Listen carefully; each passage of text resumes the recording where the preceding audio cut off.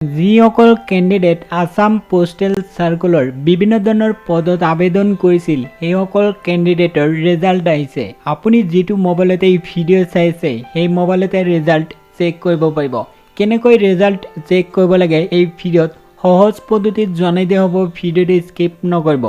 ইয়াতে চাই লওক, পোষ্টৰ নাম আছিল ব্ৰাঞ্চ পোষ্টমাষ্টাৰ, তাৰপিছত আছিল এছিষ্টেণ্ট ব্ৰাঞ্চ পোষ্টমাষ্টাৰ আৰু আছিল ডাকসেৱক।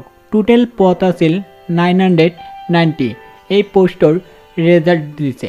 প্ৰথমতে মই প্ৰমাণ দেখাইছোঁ, এইটো হ'ল অফিচিয়েল ৱেবছাইট। ইয়াতে চাই লওক, ৰিজাল্ট ৰিলিজ কৰিছে, ইয়াতে উল্লেখ কৰিছে।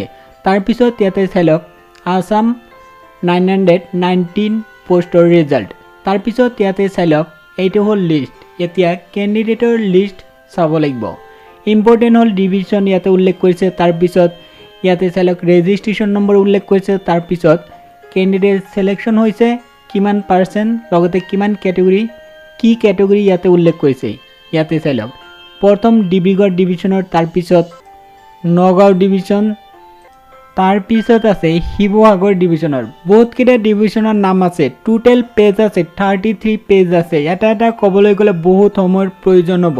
এতিয়া কাম কৰক, এই ভিডিঅ' ডেছক্ৰিপশ্যনত লিংক পাব, সেই লিংকত ক্লিক কৰি নিজৰ মোবাইলতে এতিয়াই ৰিজাল্ট চেক কৰিব পাৰিব। ভিডিঅ' ডেছক্ৰিপশ্যনত লিংক দিছোঁ, এতিয়াই চেক কৰক।